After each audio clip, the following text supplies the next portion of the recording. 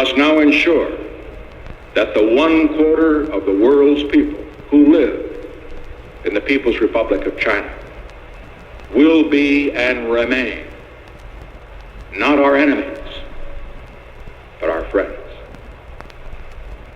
In the Middle East, 100 million people in the Arab countries, many of whom have considered us their enemy for nearly 20 years, now look on us as their friends.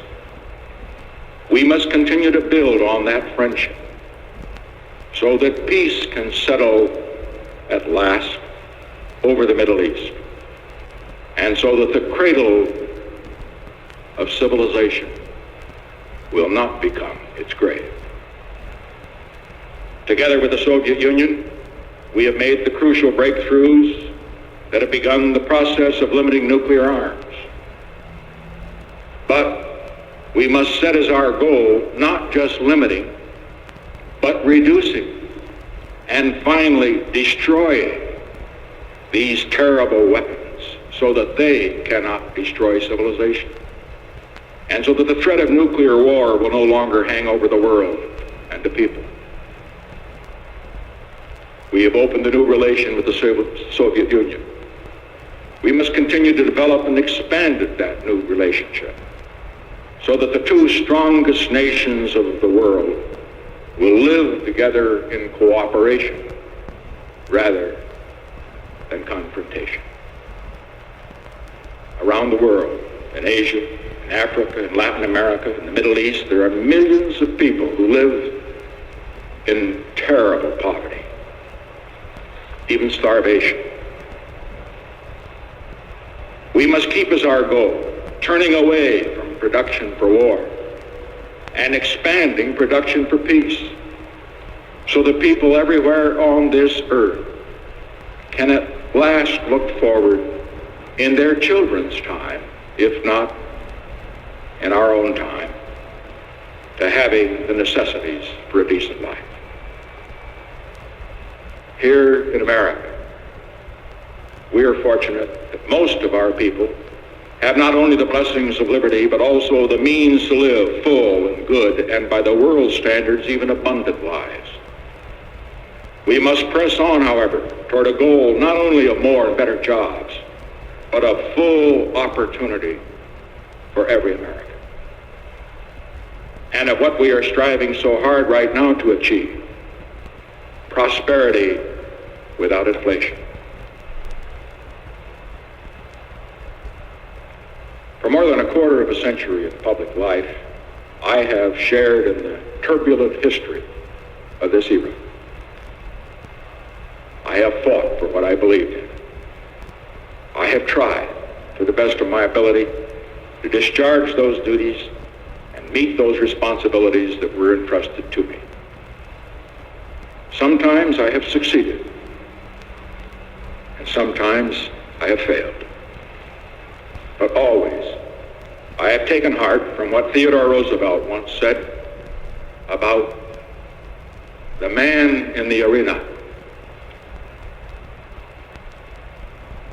whose face is marred by dust and sweat and blood, who strives valiantly, who errs and comes short again and again, because there is not effort without error and shortcoming, but who does actually strive to do the deed, who knows the great enthusiasms, the great devotions, who spends himself in a worthy cause, who at the best knows in the end the triumphs of high achievements, and who at the worst, if he fails, at least fails while daring greatly. I pledge to you tonight that as long as I have a breath of life in my body, I shall continue in that spirit. I shall continue to work for the great causes to which I have been dedicated throughout my years as a congressman, a senator, vice president, and president. The cause of peace, not just for America, but among all nations. Prosperity, justice, and opportunity for all of our people. There is one cause, above all, which I have been devoted and to which I shall always be devoted for as long as I live. When I first took the oath of office as president 5.5 years ago, I made this sacred commitment to consecrate my office, my energies, and all the wisdom I can summon to the cause of peace among nations. I've done my very best in all the days since to be true to that pledge. As a result of these efforts, I am confident that the world is a safer place today, not only for the people of America, but for the people of all nations. And that all of our children have a better chance than before of living in peace rather than dying in war. This, more than anything, is what I hoped to achieve when I sought the presidency.